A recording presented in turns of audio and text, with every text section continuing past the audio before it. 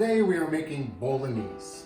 I've gone ahead and done all the prep, so you won't have to be bored with that. In here we have the Holy Trinity Italian style with onion, carrot, celery, and garlic, all just mashed up into a pulp with, of course, some salt. The secret to my Bolognese is using 3 different kinds of meat. Here we have a pound of ground beef, we have some ground lamb, and this is spicy pork sausage. And the combination of the 3 meats is what makes this really good. Now this should be a pound of ground lamb, but of course they've started packaging lamb in 12-ounce packages. And I'm not gonna fall for it and buy 2 when I only need 1 pound. So we're short a little on the lamb and it works out just fine. The only other ingredients to go in here are a bundle of thyme, and this is freshly picked from the garden. We have 3 bay leaves that were brought to us by a person. These came from Petrolia and they were fresh when we got them and we dried them. We have a little bit of tomato paste. It calls for, what does it call for? I think it's 20 ounces or some such thing. It's a very difficult combination to get out of cans, so we get a big one and a little one. It calls for wine.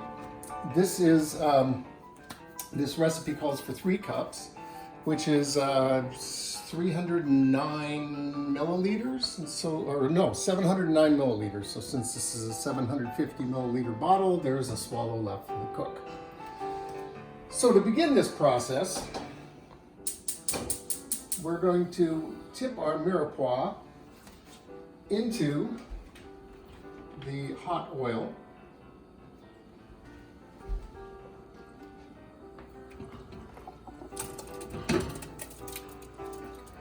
And we're going to let this cook for about 20 minutes, slowly just melding all those flavors.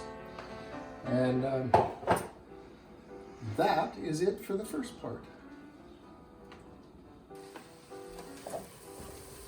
So our mirepoix has been cooking now for a little over 20 minutes. Oh, you were asking about proportions. Of course, it has 1 large onion, 2 large carrots, 3 celery ribs, and maybe 8 to 10 garlic cloves. And salt. Did I mention salt? Liberally. You must season. So now we're ready to add the meat. And I learned something today because I forgot to take the meat out of the freezer yesterday. This is a lot easier to deal with when it's partly frozen, especially the hot Italian sausage. It's really hard to break apart with your hands, with a spoon or anything, but when it's frozen, you can just cut it up and it cuts very nicely. So we're just gonna throw this all in here. And this cooks for another 20 minutes to half an hour until the meat is brown. The idea here is that we're going to brown the meat because brown things taste good. And before we add anything else, we want this meat to be cooked.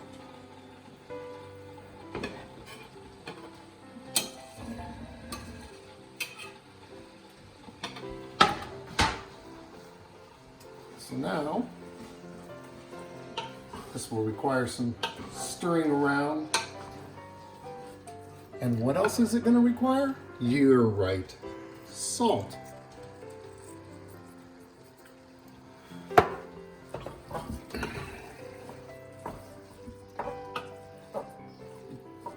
So we're going to leave this to do its thing. Yeah, you have to stir this pretty frequently, but and now we've separated out the chef's portion of the wine.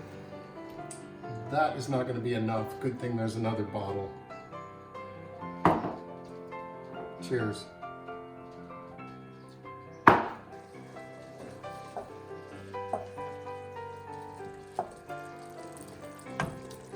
So as you can see, our meat now is nicely browned. This tastes good. So I think we're ready to move on.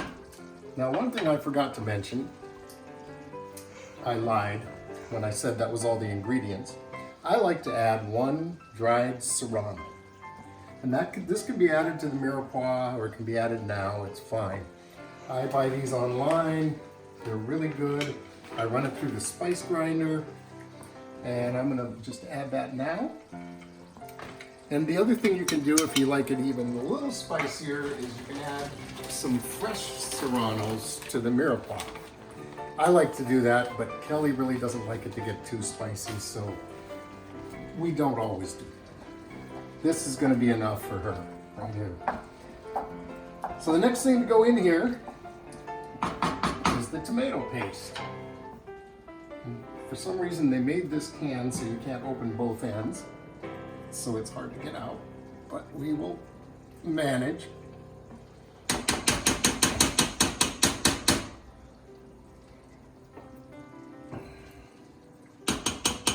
Now, at this point, you've got to make sure to keep this covered, because once you add the tomato paste, this does that splooting thing that tomato sauces do, and with a white sealing, it gets pretty obvious. So now this other can has a much better design, so you can open both ends, and then all you have to do is push it through and grab the bottom. And there you have it.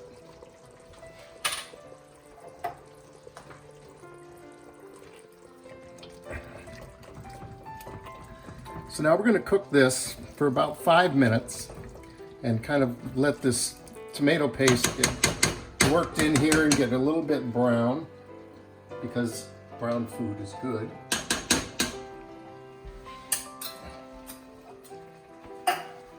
Give this a really good stir.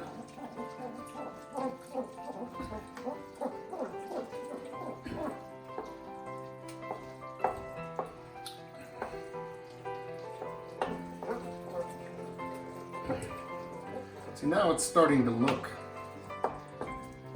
like a Bolognese. Really what we're after is, this is going to end up being just a meat sauce, where not really any big chunks, but just this delightful, very, very tasty meat sauce. All right, so we'll leave that for about 5 minutes and stir it a few times, maybe add some more salt, and we'll come back. Now our tomato sauce is well cooked in with our meat here. Let's see.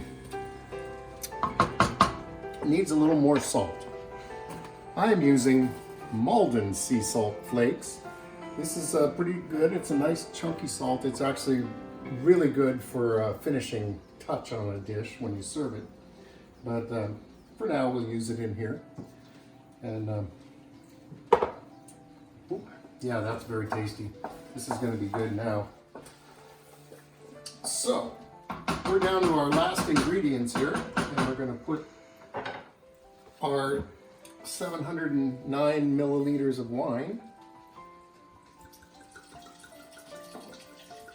Oh, look at that. That's pretty.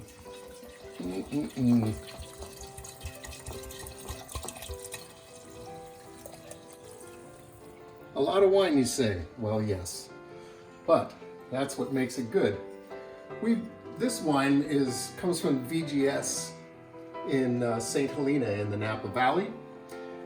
They had a special on this wine at the start of the big quarantine, and we were able to get this wine for about 10 bucks a bottle from a winery that specializes in $80 bottles of wine.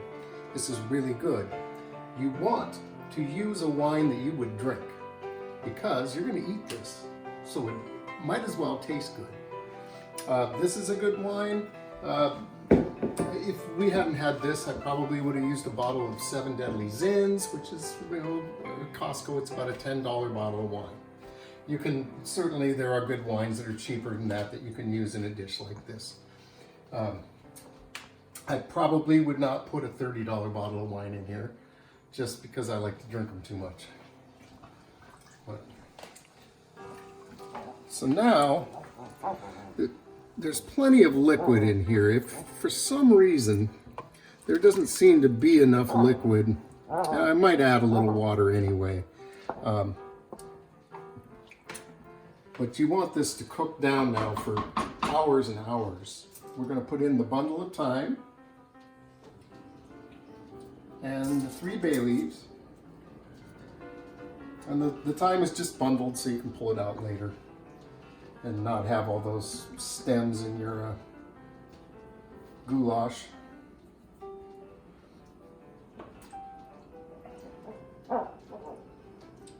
Okay, so let's see. That's coming along. Now as that wine cooks down, it's going to put quite a bit of sweetness into this meat. That really is going to be one of the flavors that you'll experience when you eat this, is that it's really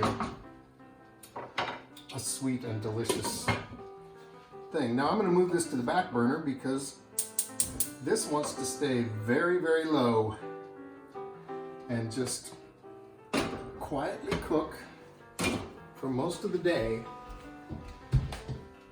And it's absolutely raining outside today, so this is a perfect day for doing something like this. And I'm just going to add a little bit of water. Now as this cooks during the day, if it gets too dry, you will want to add a little bit of water to it. What we're trying to avoid here is putting a bunch of water in and ending up with just boiled meat. You want this to really be working on flavor as it simmers here. So we'll come back when it's done. So this has been cooking now for a little over 5 hours, maybe 5.5 hours, and it's a beautiful, look at this. It's just a lovely, lovely, lovely meat sauce. So we have some here served up. Now you could serve this with any kind of pasta you like. We're in a situation now where we just have whatever we have in the cupboard, and that's what we get to use. So we have, what is this? Ziti. Ditty, pitty. Ziti. Ziti. Ziti. Ziti pasta, which looks like it'll hold some sauce and it'll be really good.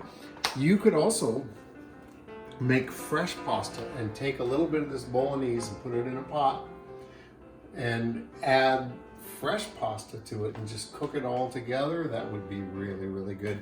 And we may do this one of these days because, as you can see, we have a lot of Bolognese to heat up over time. So today for garnish, we are going to have some Maldon salt. Maldon salt, Maldon salt. It just gets better with Maldon salt. Oh. Kelly said I should make a jingle. Parmigiano. Shredded. Shredded. Not stirred. Doesn't have to be shredded. You could have the flakes. The flakes are pretty good too. Grated is good. Yeah. Just not that kind in the craft container that's full of cardboard. Quality. And then I would ordinarily have gone out and found some flowers to put on this, but it's raining outside like quite a lot. So we're just going to add some parsley. I did go out in the rain and get some parsley.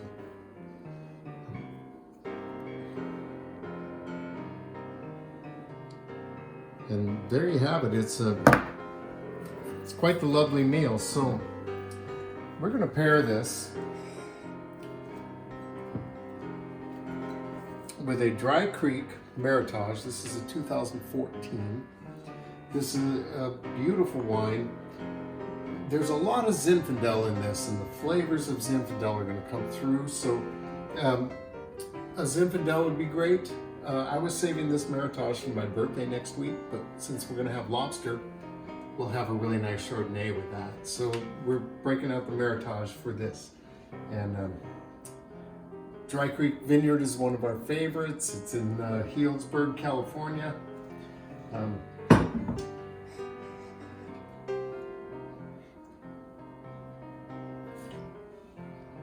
Yeah, that's going to go really well with the bold flavors of this.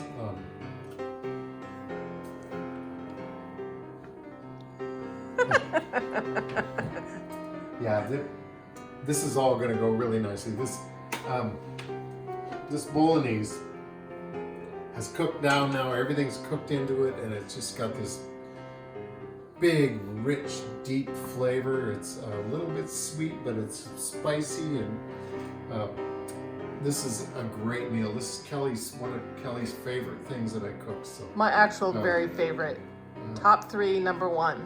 So trust me, you will enjoy this, however you decide to use it. And thank you for watching Two Cooks in the Kitchen.